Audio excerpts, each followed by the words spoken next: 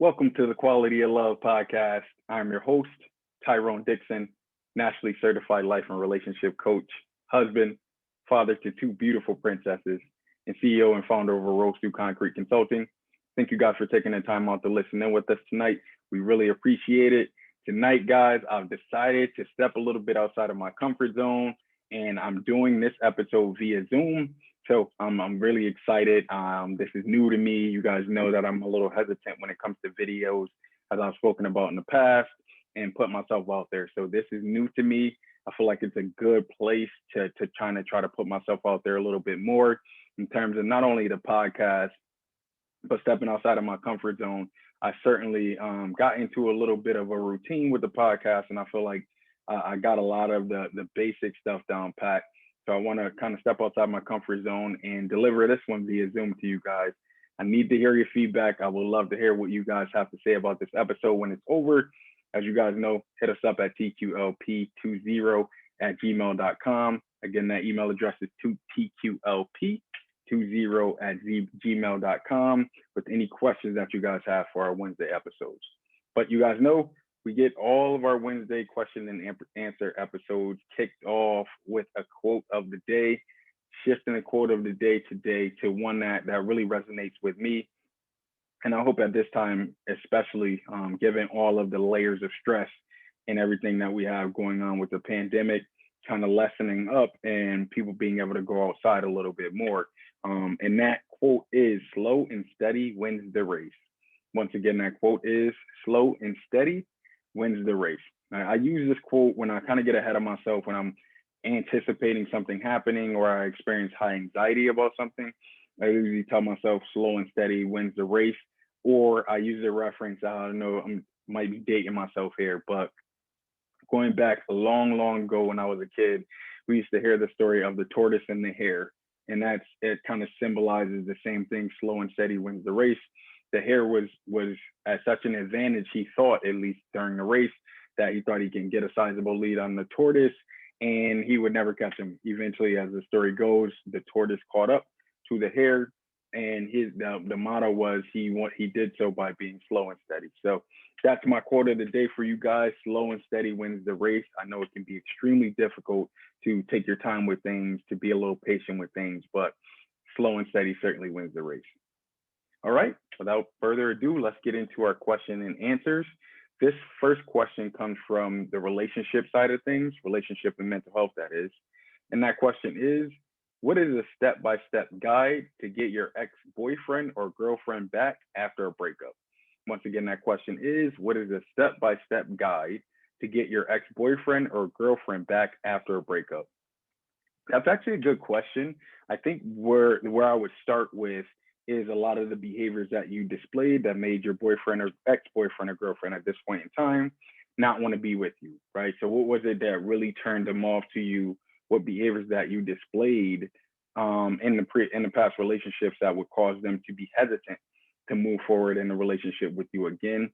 Make sure you've corrected those things before you even attempt to approach your ex again, because I can assure you, even if they do have those feelings for you that were once there and they want to rekindle the relationship and get back together, if you're someone who's still displaying those behaviors that turn them off, you'll most certainly push them further away than you would like to, right? And that's where I always say this: if love isn't in place in a relationship, you leave space for resentment, right? And if you're going really, really hard to get this person back and you get them back and you start doing the same things that you did to lose them, then that's where resentment comes into play, right? So I would start there. Step number one, make sure that you've improved upon the behaviors that turned your ex off in any way, shape, or form in the past. The second thing I would do is I would commit to loving yourself more, right? In a lot of cases, we become overly enmeshed in relationships with boyfriends and girlfriends because it's natural, right? As we kind of love someone and we flow into a relationship with someone, we realize that we tend to compromise some of the things that we usually do or we typically do in an effort to make sure that our partner is satisfied and have their needs met, right? So get back to really, really loving yourself and identifying the things that you enjoy doing, and make sure that the things that you enjoy doing align with what your ex enjoyed doing or what they enjoy doing now, right? One of the quickest ways to like not be able to successfully come back from a breakup is to continue to do the same things that you've already done and be uncompromising. And then the last thing I would say is to, obviously you're more than welcome to hit me up. This is what I do for a living. But more importantly, the last piece of advice I would give to you is make sure that you're entering the relationship with a team mindset. If you don't know what that is, I would invite you to go back to season 1 and check out the episode on team mentality and how important it is for relationships. Because people that I've seen get back together after breakups, no matter the period of time, I've seen it become a one-sided relationship or a codependent relationship, and no one's happy in codependent relationships over a long run, right? So I would invite you to do those things as a way to make sure you're prepared to receive your ex back. Make sure you're prepared to create the space for them in a relationship to truly be happy. And then lastly, I know I said like that was the final step, but lastly, just for your own personal kind of mental and mind state, I would invite you to understand that your ex is an individual, so that if they decide that they don't want to be in a relationship and they don't want to be back with you, then respect that, right? Respect the fact that that was an opportunity for you to learn a lesson in that relationship. Try to see what the lesson is, right? If you were too selfish, if you were too dependent, if you were too codependent on your partner, try to improve a lot of those things so that you're ready for the next relationship when it comes up. Question number 2, why is it so complicated for me to love? I can never have a relationship without doubting my feelings. Once again, that question is, why is it so complicated for me to love? I can never have a relationship without doubting my feelings. That's another difficult question to answer, because the reason I say it's difficult, I should say, it's because it's very personal to you, right? When it comes to love and having difficulties having healthy, lasting relationships, I always go back to childhood, right? What type of relationships did you see in your childhood? Were they really beneficial or successful relationships, or were they healthy relationships? Or were there relationships that could have had some areas of improvement, and you took some of those things that you learned from that relationship, and now what you're doing is you're applying them to your future relationships or your relationships as an adult? An example of how that looks might be when you were younger as a child. One of the things you said, you doubt your feelings, right? You were never given the confidence and validation of acknowledging what your feelings are and having them validated by either your parents, guardian, whoever you spent the primary amount of time around or a good amount of time around. As a child, I think that in a lot of cases, they didn't validate your feelings. So now fast forward into adulthood, you're constantly questioning how you feel because you didn't get that validation as a child. There's nothing wrong with this in any way, shape, or form. I would invite you to get mental health help, whether that's from a psychologist, a therapist, a coach, life coach, relationship coach, career coach, in some cases, any of those type of people, because then what they do is they'll help you or assist you with navigating a lot of those barriers that come, right? Sometimes in life, we just get stuck in ruts and we don't know where they come from. And one of those places could be childhood, but it can also be previous relationships that you've had into adulthood as well, right? So what were your previous relationships like? Were you ever able to feel safe in those relationships? Do you have a safe space? If not, you want to backtrack and kind of try to find the essence of the feeling of understanding and being confident in your decisions. The other thing that I would invite you to do as well is understand that we're going to make mistakes. At the end of the day, everybody is a human being. We're all going to make mistakes, and don't be so hard on yourself when you make a mistake, right? If you make a mistake, acknowledge it. If it's offensive to someone else, apologize to them, but also be willing to improve and learn. Don't get stuck in the whole I'll always doubt my feelings for the rest of my life type of mindset, because I feel like that'll hinder you actually being able to be successful in the long run. Question number 3, how do I stop focusing on hate and the things I can't control? Once again, that question is, how do I stop focusing on hate and the things I cannot control? One of the things that I would recommend is being aware of it, which it seems like you are aware. The next step in that kind of process of once you're aware and understand that you can't control the things that you can't control, literally acknowledging how much worry you're going to give to that situation. right? So for example, if you have a partner or someone that you're really, really worried about, you're really, really concerned about, express it to them, express your concern, excuse me. If they still struggle or they continue to go on and struggle, you have to decide in your mind how much worry you're going to give to that situation. Because if you become, excuse me, overly enmeshed in that situation, you'll end up hurting yourself in the long run. And frankly, I think you'll end up hurting your friends, partners, family members, whoever that's around you, by not acknowledging that you can't control certain people, you can't control certain behaviors. And also, when it comes to hate, you want to try to relieve yourself of as much hate as physically possible. And I know that can be a daunting task, but try to relieve yourself of as much hate as possible, because from my experience, what I've found is that the people that hate and kind of don't like people, or talk down on people, and are generally negative, tend to have a very, very difficult time having lasting relationships, whether that's friendship or relationships, period, right? And I've said this on this show, I'll say it at the end of this show, but I really do believe it, man. In my heart of hearts, I think that the quality of love and relationships that you have in your life do determine the quality of your life. So if you're someone who's hateful, then it makes it very, very difficult to have quality relationships with other people. Question number 4. How can I love myself enough? Once again, that question is, how can I love myself enough? I would start by acknowledging that you may have come yourself up until this point, right? Because if you're reaching out to me and asking, how can you love yourself enough or even more? I think it's safe to say, and please feel free to correct me if I'm wrong, but I think it's safe to say that you acknowledge that you shorted yourself at some point in time when it comes to self-love and self-care, right? Acknowledge that.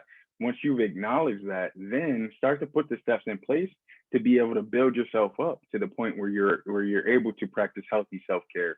You're able to practice a healthy self-care routine just in general, because what'll happen is, even if you learn to quote unquote love yourself, if you're not properly taking care of yourself, and when I say properly taking care of yourself, I mean protecting your energy more or less, right? So you're not around people that are negative, you're not engaging in negativity, you're not in this perpetual cycle of just feeling down and not worthy. Then when you get to that spot in particular, then you can start to really, really build and see some real, real progress. But to begin with, acknowledgement, and then start to put the things in place that you enjoy, right? So if you enjoy binge watching TV, which could be frowned upon in some cases, binge watch TV. Whatever you enjoy, do it to the maximum, and then sprinkle a little exercise in there too. I do believe that body, when we talk about like our mental health, it coincides with our body and how we feel in terms of exercise and shape, kind of fitness kind of thing. So I do believe they go hand in hand.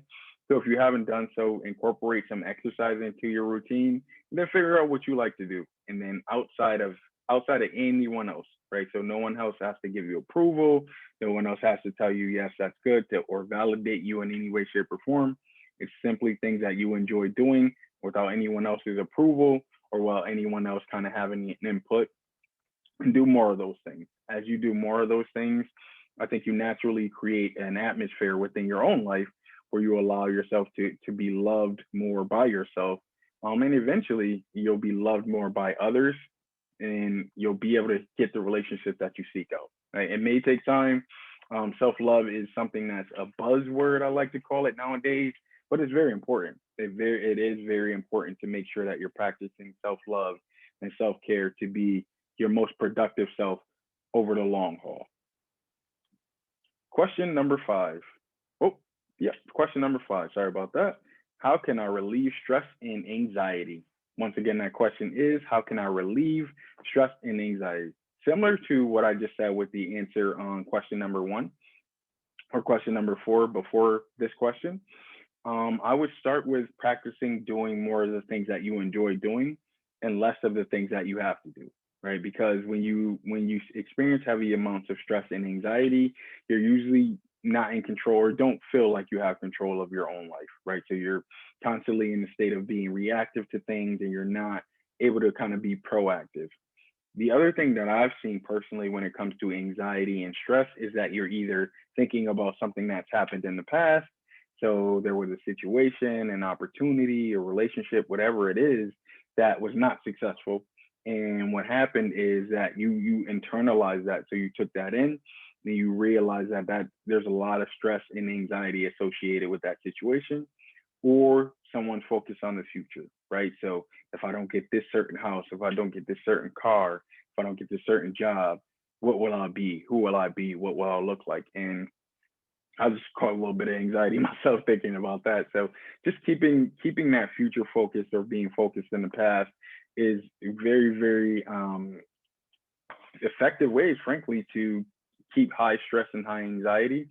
This sounds so corny and so cliche, but really the present moment is the most beneficial moment to you, because if you live in the present moment, then you're able to properly assess the past and present and also the future, and realize that right now, present moment is where it's at, because you're living and breathing in the present moment. I used to have high anxiety, especially when it came to the future. So much so that I would experience something that's referred to by paralysis by analysis. So that means that I would think so much about something in the future that I wouldn't do anything at all. And I would just kind of freeze and be stuck in the moment. I learned this present moment awareness technique, though, when I was studying emotional intelligence. And I was like, whoa, this is it. This is the one. And it's really, really simple, guys. All you have to do is when you're experiencing high stress and high anxiety, close your eyes, right? And take a moment to just acknowledge that you're breathing. So take some deep breaths in and out. I'd say do it for about 30 seconds. Deep breaths in and out for about 30 seconds. And then once you do that, you're slowing down your breathing pattern. So you're reducing your stress and anxiety kind of subconsciously, on the subconscious level right away. And then once you open your eyes after 30 seconds, look around and identify 5 things that you can hear, 5 things that you can see, 5 things that you can touch, and if you're in an area, 5 things that you can taste, right? And once you do that, it's a self-centering practice or technique that'll bring you kind of back to baseline and do what I think is the most important thing of all, but just give you an opportunity to be grateful, right? You're right now in this present moment, you're breathing, you're able to taste, you're able to touch, you're able to see. And that's something that you have to be grateful for, right? Because there are people right now on earth that don't have those opportunities or don't have those advantages in life. And then the last technique that I learned that I think it's a funnier one, but it would definitely work for me. There was I can't even remember the name of the show now, but the comedian Mike Epps, he did a stand-up comedy routine a couple years ago now. And in the routine, he was saying that if we all brought our issues or our problems to like a big pool on earth or a big lake on earth, and we just dumped them in, and we all as human beings jumped into that pool and we came out with a different issue, or a different problem, whatever it is, he bet that it would probably be worse, right? So we're sitting here talking about, or I'll use myself in this instance, I'm sitting here talking about how stressed out I am about not having a certain job or not being in a certain role. And there are literally people that need assistance to get from one place to another, right? So the example he used was he would jump in the pool and he might come out with a missing arm or a missing leg. And not to downplay anybody who experiences these things, but now that really, really presents a certain amount of stress or a certain amount of anxiety right here within the present moment. For me, that was really eye-opening because I had not considered it before.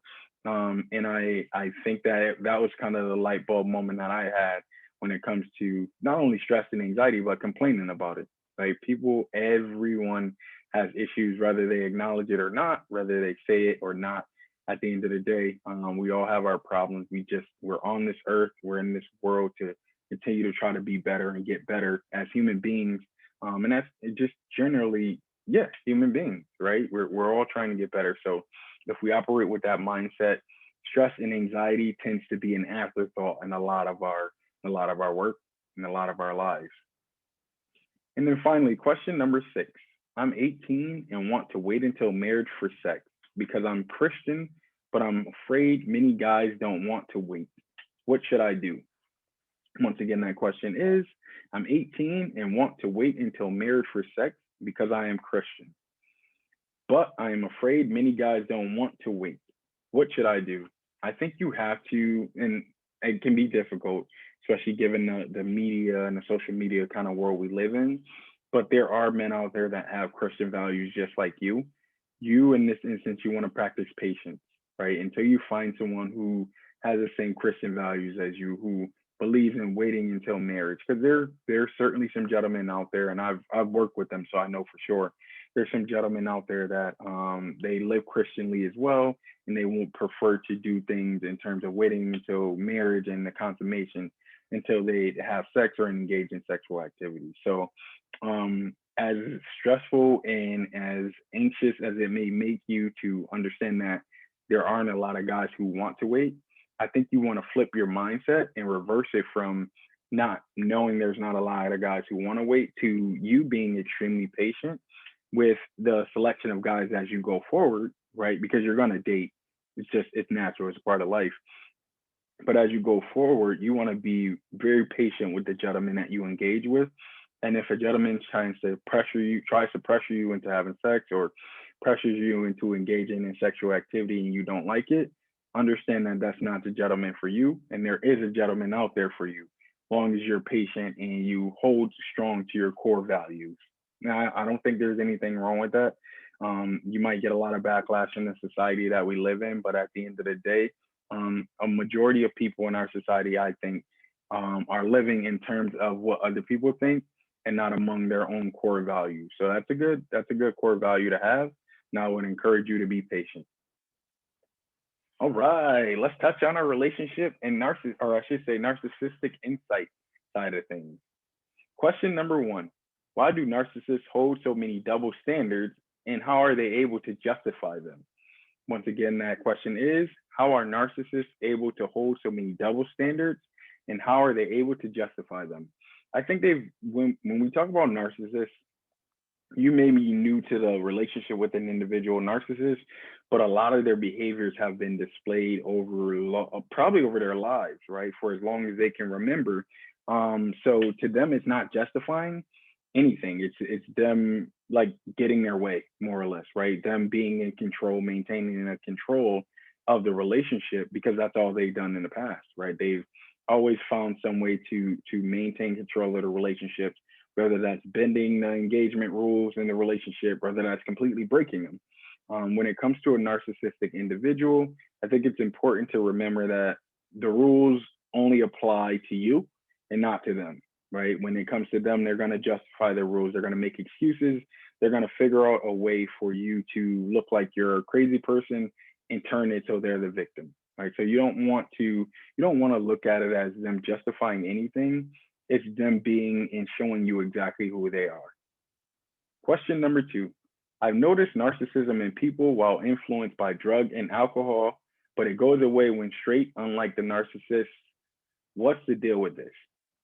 Once again, that question is, I've noticed narcissism in people while influenced by drugs and alcohol, but it goes away when straight, unlike a true narcissist, excuse me. What's the deal with this? I think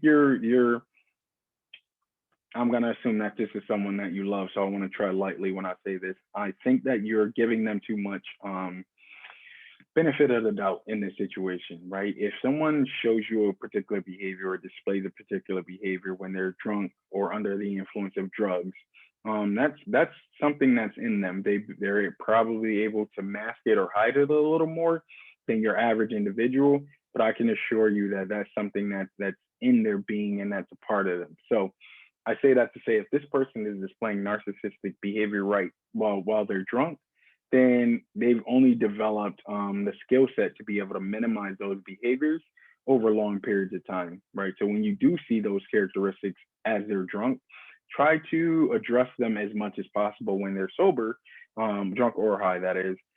Try to address that as much as possible when they're sober so that you can try to decipher if this is something that is a typical characteristic or if it's something that just comes out when they're drunk or high.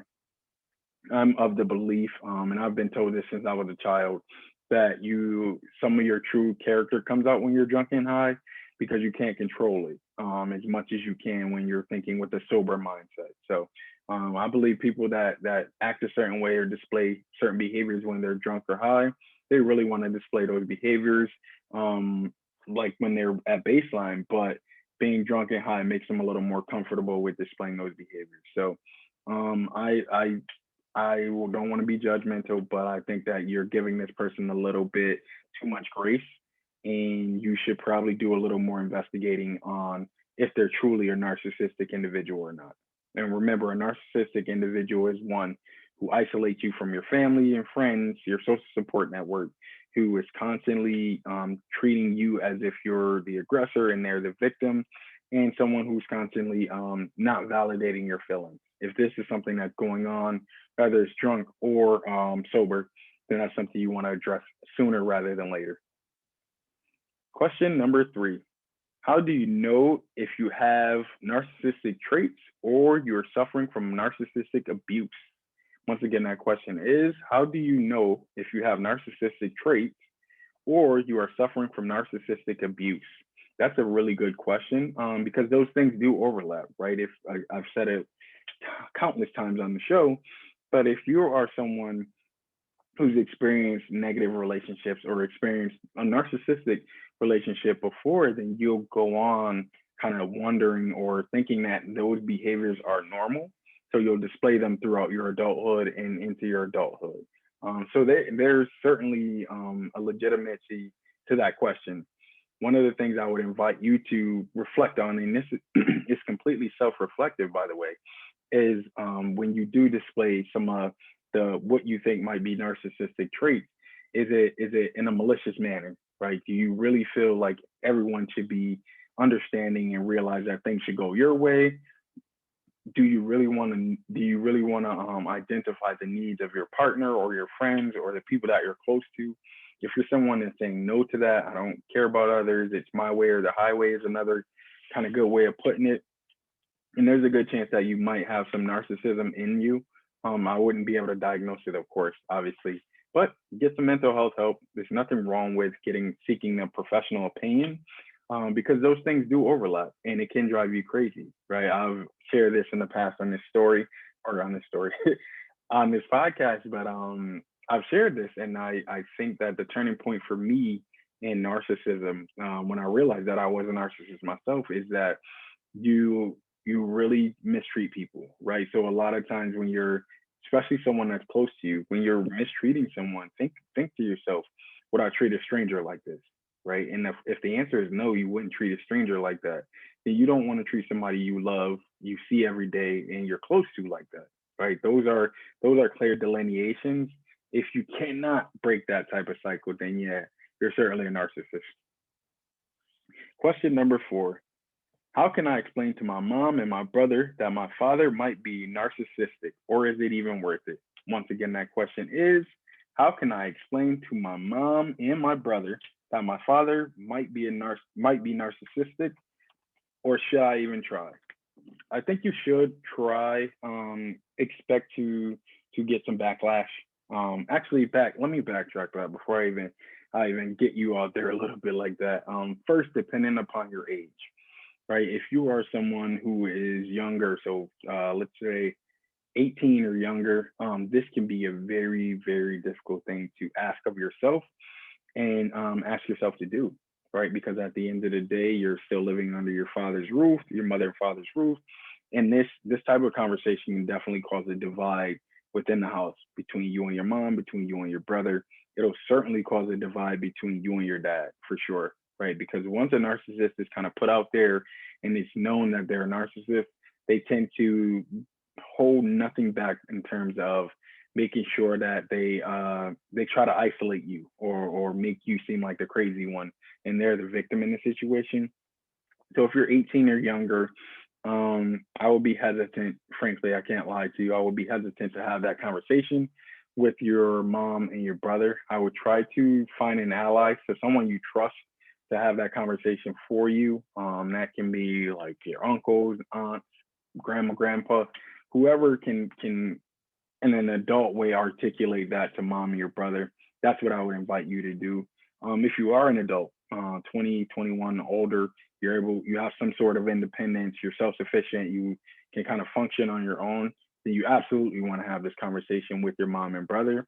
Because if they are not aware of it, or if they're not even thinking along the lines of, hey, dad might be a narcissist or dad has some narcissistic traits, then he has them in his control, right? And they'll do things that they think may be out of love, but for him, it's all out of control, right? He wants to remain in control. He wants to be the controlling person in the relationships, and that's just how it goes. So, if you are older, I would invite you to have that conversation. If you're younger, I would invite you to find an ally within your family and have them have the conversation.